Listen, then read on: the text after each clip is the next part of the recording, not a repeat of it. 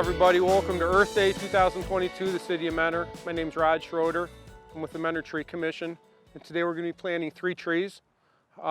Mentor was established in 1963, and part of Mentor being established in the city charter was having a tree commission. We've so far been Tree City for 34 years, and we've been awarded the Growth Award for 10 years. One of our objectives is to try increasing the crown coverage in the city and trying to find spots for trees to be planted. We also try working with the community with seminars such as this for planting or pruning, and just trying to make the community more aware of the benefits of trees. So I would like to introduce Marie McConnell from Lake County Nurseries, and she's going to tell us a little bit about these trees we have today. Thank you. Thank you for the introduction, Rod. My name is Marie. I'm with Lake County Nursery. We are one of the oldest nurseries in Lake County. We're out in Perry. We sell wholesale. So we're only selling to landscapers and garden centers, but I'm very thankful we sell a lot to municipalities, and Mentor asked me to come along today to give a little talk about what it takes to get a tree up to a size that's saleable. Here we have a maple tree. It's a sugar maple. This is Highland Park.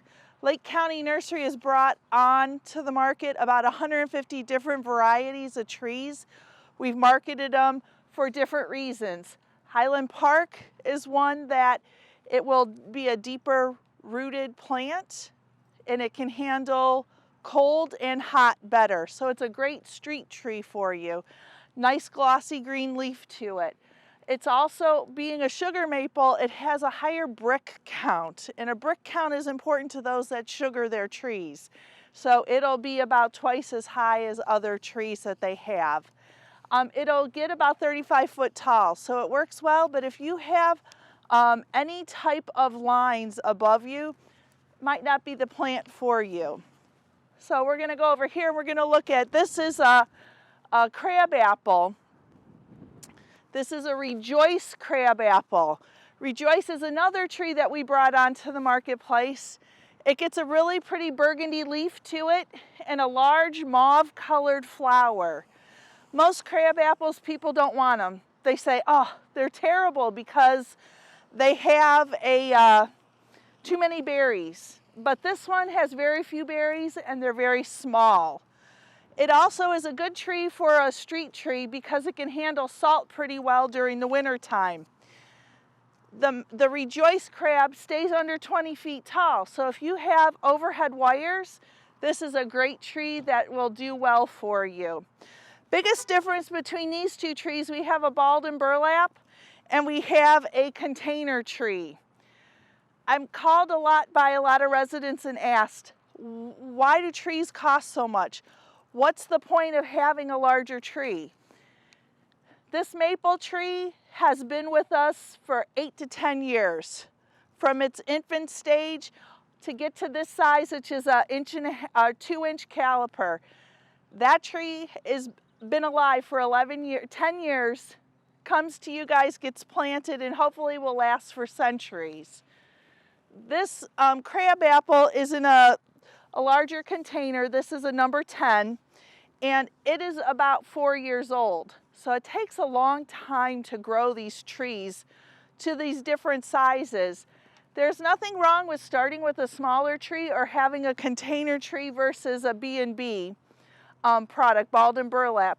The biggest point is if you're gonna get a plant that's in a container, you're gonna wanna make sure you break those roots up to make sure you get a nice flare that goes down.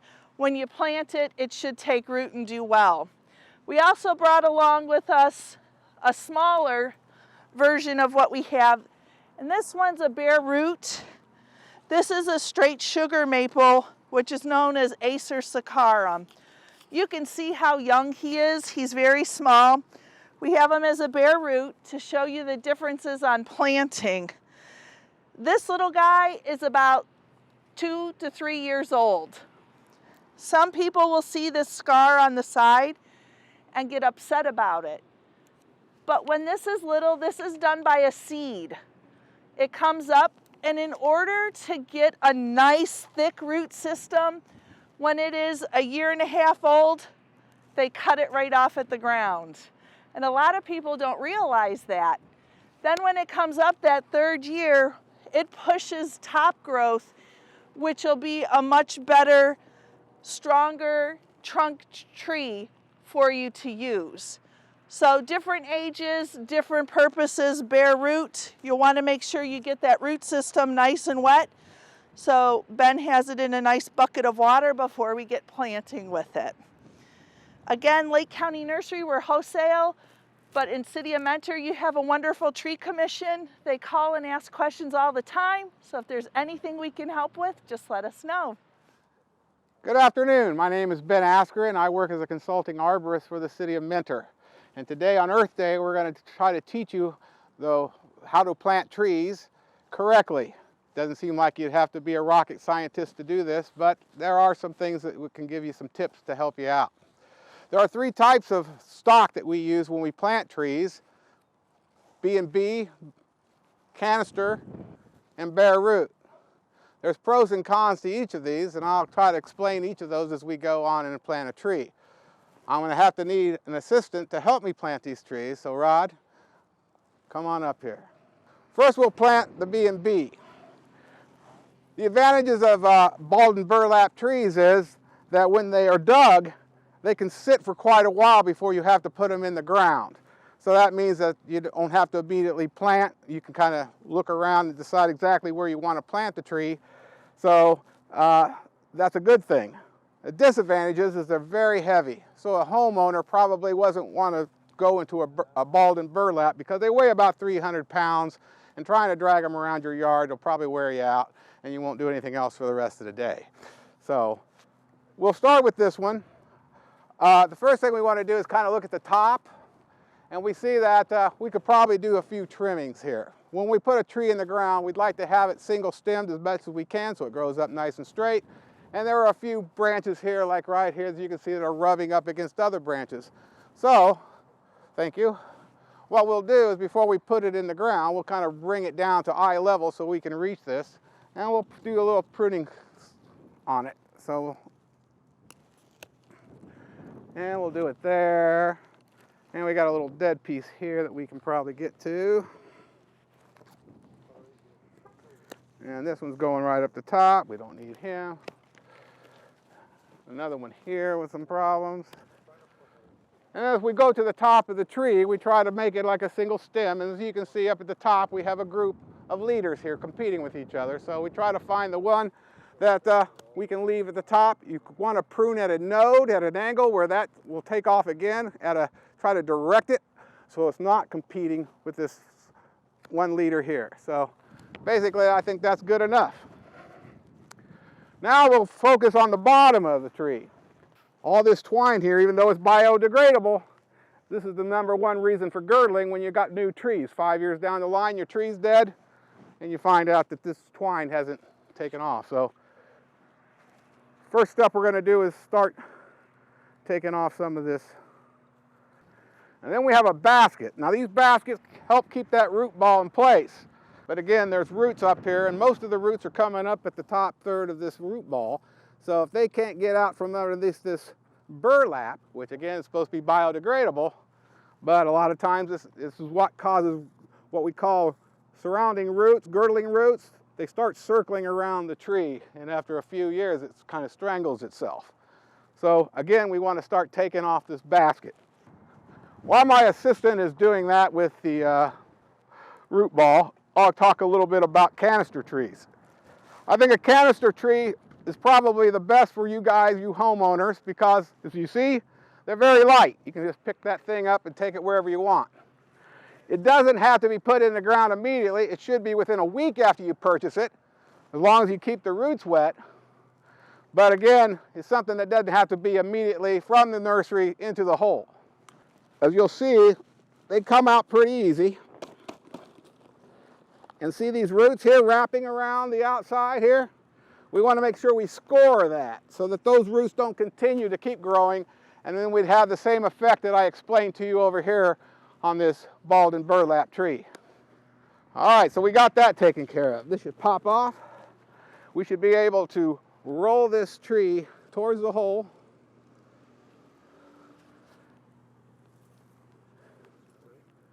Let it roll in. And now all we got to do is remove this burlap. So we want to put it in there. All right, so pull that all off. Now I probably should have said at the very beginning, and I forgot to do, and I ask this to all the 4th graders every year at Arbor Day, what's the first thing you do when you plant a tree? Very first, anybody know? Dig a hole, that's good. Plant a seed, that's good. I hear that all the time. Location, where are you planting this tree? Underground. Underneath power lines?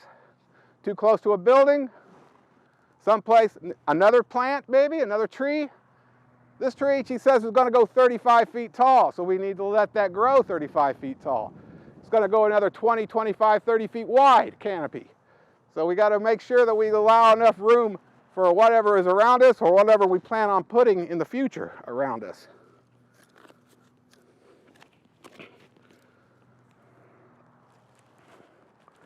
Now, as you can see, sometimes the root ball will get busted up a little bit, but that's fine.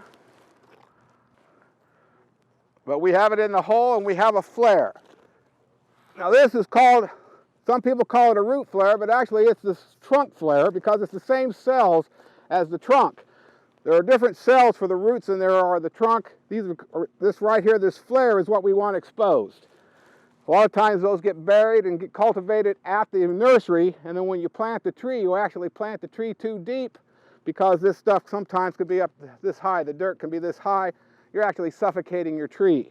So a lot of failure is having dirt too high up around the stem of the tree. Well, we don't have that problem now. So what we're going to do is kind of pull this back a little bit.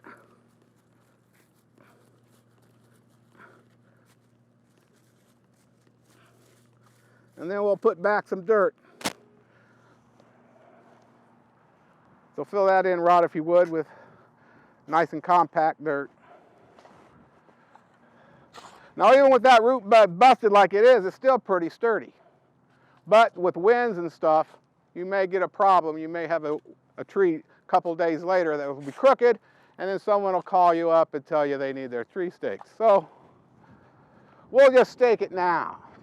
Proper way to stake a tree is with 2 stakes at a minimum. Now I know you ride down the road and you'll see one stake tree, you'll see one crossed over like this, you'll see one staked here.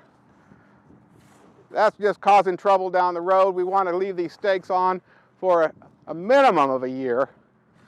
So you don't want to have them installed wrong, so you have to keep them on over a year.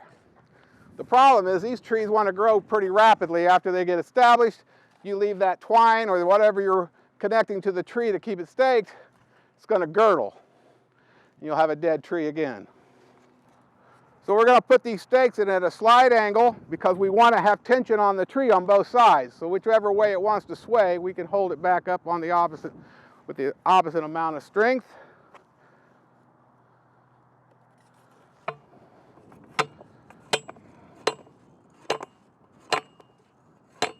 Keep going, because we don't want these for the tree to be holding the stake up. We want the stake to hold the tree up.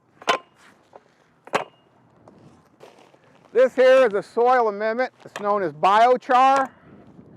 Biochar is carbon.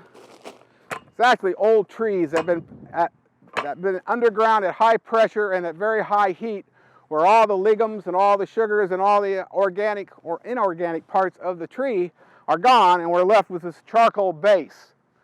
This also has humus in it. Humus is an activation that activates the micro animals in the soil, the mycorrhizas, all your other types of micro worms and stuff, and it's feed for them. You put this on top of the soil, less than an inch of it, this goes in, these microbes exponentially regenerate, and before you know it, all your soil is going to be aerated. It's going to make passages for roots to be able to grow further down the road. And it's also, they attach themselves to the root system in a symbiotic relationship where they can live off the tree, but they can also help absorb minerals and other water and other things in the soil for the tree. So we put this on right before we put the mulch on. Now we're getting ready to come to the phase of tree planting that a lot of people need to pay attention. It's called mulching. As I walk around town, I see abuse of mulch everywhere I go. You only need 3 inches of mulch deep. You can mulch as far away from the tree as you want to, and you don't want to put this mulch up against the tree itself. After all, what is mulch? Decomposing wood. So what's going to happen when you have decomposing wood placed up against the tree? It's going to start burning the tree. It also does not help the tree. It's like having dirt up to the top. Have you seen mulch mounds called volcano mulching before? It's way up here. That's just like, you know what's going to happen? You're going to have fibrous roots coming out of the tree because nature doesn't like a vacuum, and this is going to mat, and again, 5 years, a strangled tree.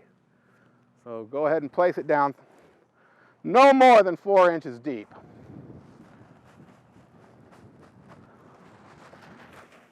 So we place it up to the tree, but not on it. And sometimes you can make a ring, a water ring, so that the water will stay in when it rains. And then when you attach this string, staking string to the tree, make sure you put a slip knot here, not a granny knot. We don't want it tight. We don't want it tight. We want it loose. So you make a slip knot. And you do the same thing on both sides, and you should have a pretty good stable tree for a year. You want to get this off next year at this time, we'll come out and take this off.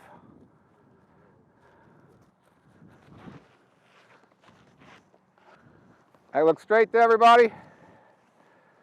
All right, audience participation is welcome. There you are, a bald burlap tree. How long did that take? We lost money. It probably took 10 minutes. We want that in the ground in 5-6 minutes, okay?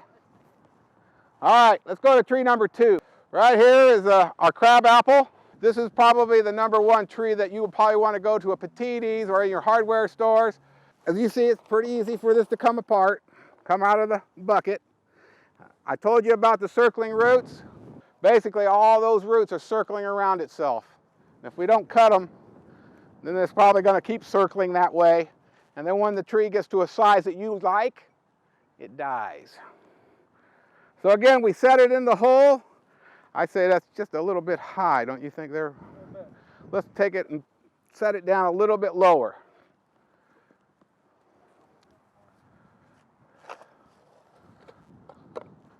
Also, we have these trusty things to put around trees because of our favorite animal. We'll have to get a tie to put on there. That look good? Okay. So we have a flare, which is always good. And we can put all this around it. And Rod, if you'll stuff this back. Now this one looks like it's not going to need a stake. It's pretty stable in the, and you don't want a stake if you don't have to, just because you don't want to have that girdling issue come up ever. And because you don't want to have to come back and take the stakes off. But, so we always say in our specifications, stake if necessary, not automatically. And I also didn't have to do any trimming, top dressing, or anything to the tree. It's pretty much in good shape. When we plant trees, we're usually putting trees in the worst environment you can think of, a tree lawn. Because all the topsoil has been taken away from when the houses were built, and all the riffraff from the construction is poured right back into the tree lawn. And so what's in that tree lawn? There's not too much. This really does make a difference. You put this in there and the soil is all of a sudden being rejuvenated again, and these trees seem to survive a lot better. Now, it used to be said that an average life of a tree lawn tree is 7 years.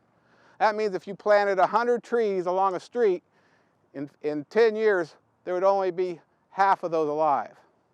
So, with biochar though, trees live a lot longer, healthier,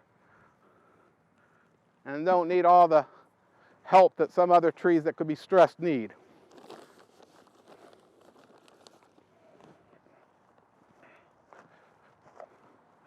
And you also put it on the top. You don't have to get it down into the ground. You just have to put a slight layer on top and it works its way down into the roots.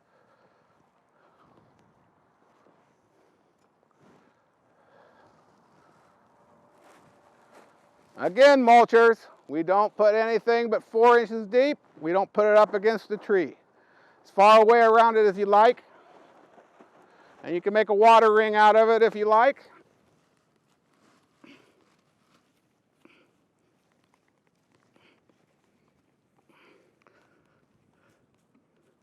Four and a half minutes. You can make some money on that, can't you?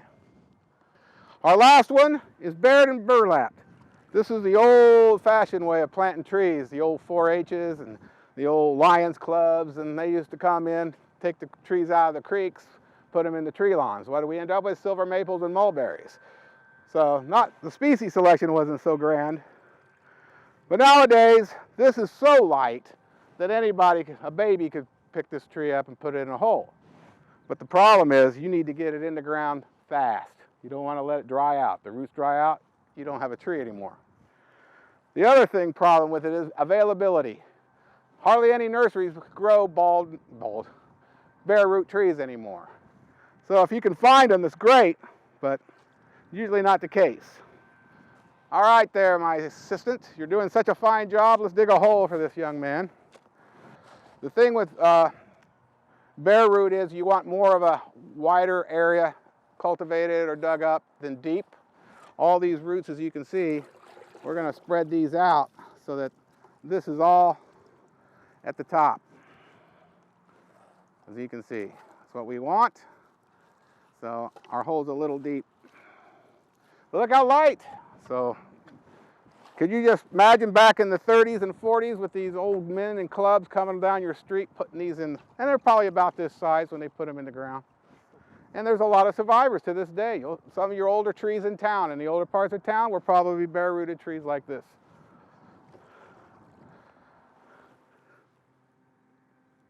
Good? Probably pretty good. Let's put just a little bit back in it and sit it on it. Okay, now we're going to spread these roots around. What you kind of do is build like a little hill right here that you set this on, and then you kind of spread these around. Now we can put the dirt back on top of it. The thing with these is you're probably going to have to stake them every time. Even if we leave it today. We got any soil from the others? Yeah. Well, I guess we can crush up some of this. And you can use your grass, but always put your grass down because this is going to be root food.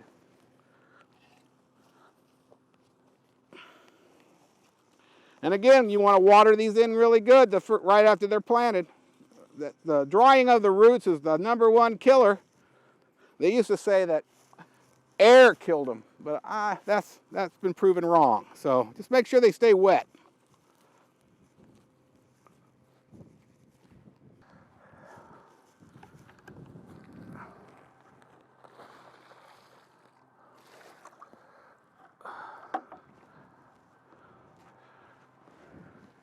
Again, we put the biochar in so that all these little critters have food. And when those little critters have food, that means the tree will have food. What about mulching? How deep? 4 inches. No more. No more. 3 inches is all right too.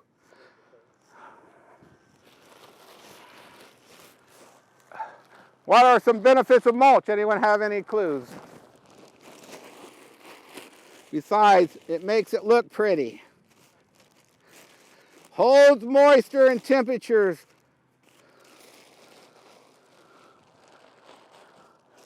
What else? Okay, so we'll put these little stakes in here. We're going to stake it because big old mama wind come through here and blow it sideways.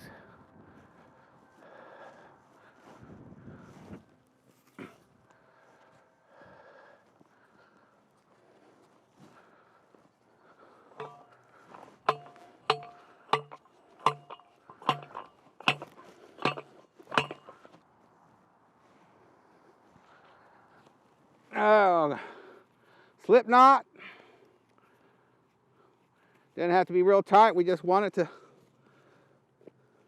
hopefully no more than a year, because again, I hate staking trees if you don't have to.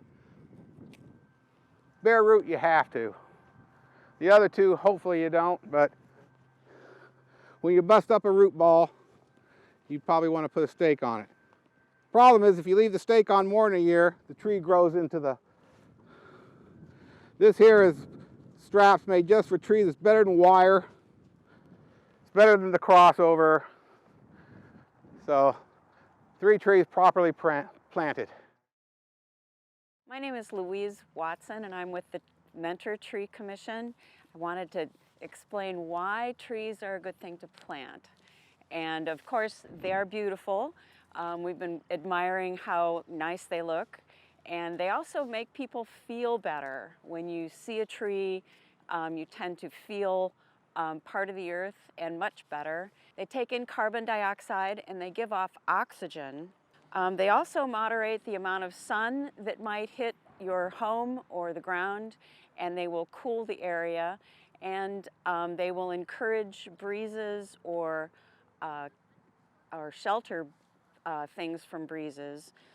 You want to make sure you plant trees in the correct place. They can generate a lot of attractive additions to the park or your home, and make sure that you are planting them correctly so that the big tall trees aren't under power lines or directly next to homes or buildings.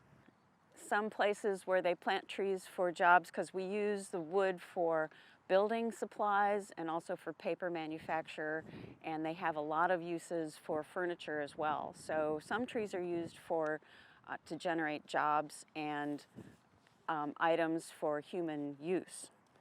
They also provide shelter for wildlife. Birds, small animals like squirrels will live up in the trees, and insects as well. And they're part of nature, and it's all a good thing. But the trees that we're planting here are going to be enjoyed for years to come.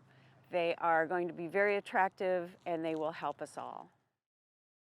Well, that wraps it up for today. Thanks everybody for coming here to Springbrook Gardens. I'm Cindy Code Fenner. I'm with the Mentor Tree Commission as well. We had a great Earth Day celebration today, learning about the trees that are grown locally here in Lake County and how to plant trees correctly and why trees are so important to our city and our community. These trees really create the lungs of the city with the shade they provide and the oxygen they produce. So we appreciate your attention today, and there's great resources on the City of Mentor website. You can learn more about tree planting and tree pruning, and the Mentor City Tree Commission meets once a month at the municipal building. So we're here to answer any questions that you might have about your street trees or trees in general. And Marie, who was here with us earlier today at Lake County Nursery, can answer trees as well. So we just wanted to celebrate Earth Day, share some information about tree planting, and hope that you enjoyed our demonstration today. So thanks very much for coming.